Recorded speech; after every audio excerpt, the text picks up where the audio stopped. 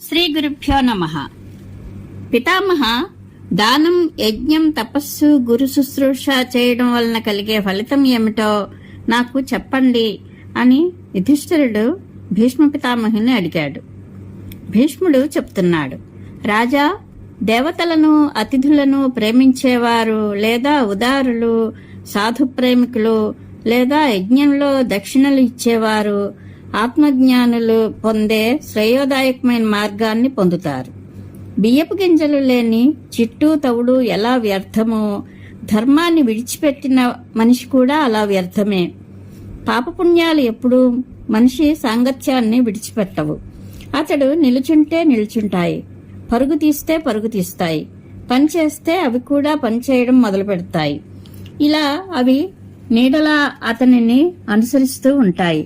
పూర్వం ఏ ఏ కర్మలు ఎలా ఎలా చేశాడో ఆయా కర్మఫలాలను ఆయా రీతిలోనే అనుభవిస్తాడు. మనిషి తన శుభాశుభ కర్మల ద్వారానే తన సుఖదుఖాలను ఏర్పరచుకుంటాడు. అతడు గర్భంలో పడగానే తన పూర్వజన్మల కర్మల ఫలాన్ని అనుభవించడం మొదలు పెడతాడు. వేల గోవులలో దూడ తన తల్లిని గుర్తించినట్లుగానే పూర్వజన్మ కర్మ తన కర్త వద్దకు చేరుతూ ఉంటుంది. నీటితో ఉతికితే మలిన వస్త్రం శుభ్రపడినట్లుగా ఉపవాసం ద్వారా తప్తమైన మనిషి యొక్క చిత్తం స్వచ్ఛమవుతుంది. అతనికి దీర్ఘకాలీనమైన అనంత సుఖం ప్రాప్తిస్తుంది. దీర్ఘకాలం పాటు తపస్సు చేస్తే అతని పాపం తొలగిపోతుంది, కోరికలన్నీ సిద్ధిస్తాయి. ఆకాశంలో పక్షుల గమనం, నీటిలో చేపల గమనంలో వాటి అడుగుజాడలు కనబడనట్లుగా పుణ్యాత్ముల గమనం యొక్క జాడ కూడా తెలియదు. ఇతరులు నిందించారని గాని చెప్పారని గాని పాపకర్మ చేయడం మంచిది కాదు. తనకు ప్రియమైన, అనురూపమైన, హితకరమైన కర్మనే చేయాలి అని భీష్మ పితామహుడు చెప్పారు. తాతగారు వ్యాస మహర్షికి మహాతపస్వి, ధర్మాత్ముడు అయిన సుఖదేవుడు ఎలా జన్మించాడు, అతడు ఎలా పరమసిద్ధిని పొందాడు, ఆ విషయం అంతా నాకు చెప్పండి. సుఖదేవునికి బాల్యావస్థలోనే సూక్ష్మజ్ఞానం పొందాలనే బుద్ధి ఎలా కలిగింది? ప్రపంచంలో అతనికి తప్ప వేరెవరికి ఇటువంటి బుద్ధి చూడలేదు. మీరు నాకు సుఖదేవుని మహాత్మ్యము, ఆత్మయోగం, విజ్ఞానం యథాతథంగా వరుసగా వివరించండి అని యుధిష్ఠిర మహారాజు భీష్ముని అడిగాడు. భీష్ముడు చెప్తున్నాడు, రాజా, నీకు నేను సుఖదేవుని యొక్క జన్మ వృత్తాంతాన్ని, యోగ ప్రభావాన్ని, అజ్ఞానులు తెలుసుకోలేనట్టి అతని ఉత్కృష్ట గతిని చెబుతాను. ఒకసారి మేరుపర్వత శిఖరం మీద శంకర భగవానుడు భయంకరులైన భూతగణాలతో పాటుగా విహరిస్తున్నాడు. అక్కడ పార్వతీదేవి కూడా అతనితో పాటే ఉన్నది. ఆ సమయంలో కృష్ణద్వైపాయనుడు ఆ పర్వతం మీద తపస్సు చేస్తున్నాడు. అతడు తనకు అగ్ని, భూమి, జలం, వాయువు, ఆకాశంతో సమానమైన ధైర్యశాలి అయిన పుత్రుడు కలగాలనే సంకల్పంతో తపస్సు ఆరంభించాడు. అతడు 100 ఏళ్ల పాటు కేవలం గాలి ఆహారంగా తీసుకుంటూ ఉమాపతి అయిన మహాదేవుని ఆరాధించడంలో నిమగ్నమయ్యాడు. అంత కఠోరమైన తపస్సు చేసినా కూడా అతని ప్రాణాలు పోలేదు, అలసట కలుగలేదు. అందుకు ముల్లోకాలు ఆశ్చర్యచకితమయ్యాయి.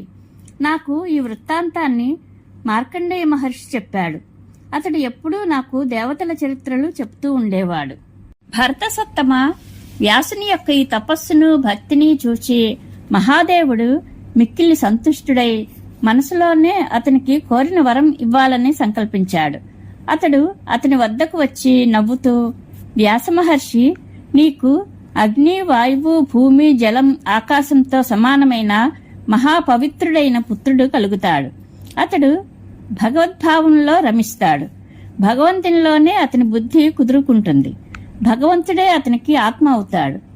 భగవంతుడు ఒక్కనిని మాత్రమే అతడు తనకు ఆశ్రయమని భావిస్తాడు. అతని తేజస్సుతో ముల్లోకాలు నిండిపోతాయి. అతడు మహాయశస్సును పొందుతాడు అన్నాడు. ఈ ఉత్తమ వరాన్ని పొందాక ఒక రోజున సత్యవతీ నందనుడు వ్యాసుడు అగ్నిని ప్రభవింపచేయడానికి అరణిని మధిస్తూ ఉన్నాడు. అప్పుడే అతని దృష్టి పరమ సౌందర్యవతి అయిన ఘృతాచిపై పడింది. ఆమె అప్సరస. ఆమె రూపసంపద అతని మనసును ఆకర్షించింది. అందువల్ల అకస్మాత్తుగా అతని వీర్యం అరణిలో పడింది. దాని నుండే మహాతపస్వి అయిన సుఖదేవుడు జన్మించాడు. అతడు పొగలేని నిప్పులా మహాతేజస్వి. అప్పుడే నదీమతల్లైన గంగాదేవి మానవాకృతితో మేరుపర్వతానికి వచ్చి అతనిని తన జలంతో అభిషేకించింది. అతని కోసం ఆకాశం నుండి దండం కృష్ణాజినం జారిపడ్డాయి. విశ్వావసువు, తుంబురుడు, నారదుడు, హాహా హూహు మొదలైన గంధర్వులు అతని జన్మను స్తుతిస్తూ గానం చేశారు. అప్పుడు అక్కడికి ఇంద్రాది లోకపాలురు, దేవతలు, దేవర్షులు, బ్రహ్మర్షులు కూడా వచ్చారు. వాయువు దివ్య కుసుమాలను వర్షించింది. చరాచర జగత్తు అంతా పులకించిపోయింది. అతడు పుట్టగానే పార్వతితో పాటుగా శంకరుడు వచ్చి అతనికి శాస్త్రోక్తంగా యజ్ఞోపవీత సంస్కారం చేయించాడు.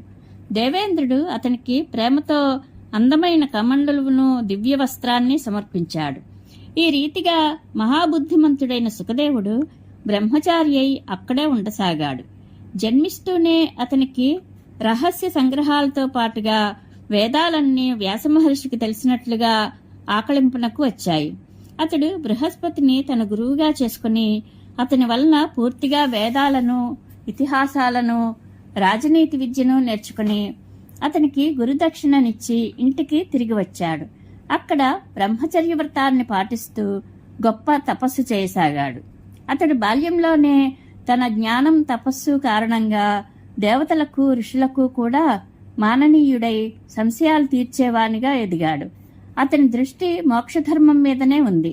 అందుకని గార్హస్థ్యం మీద ఆధారపడిన 3 ఆశ్రమాల మీద కూడా అతని మనసు సంతృష్టి చెందలేదు.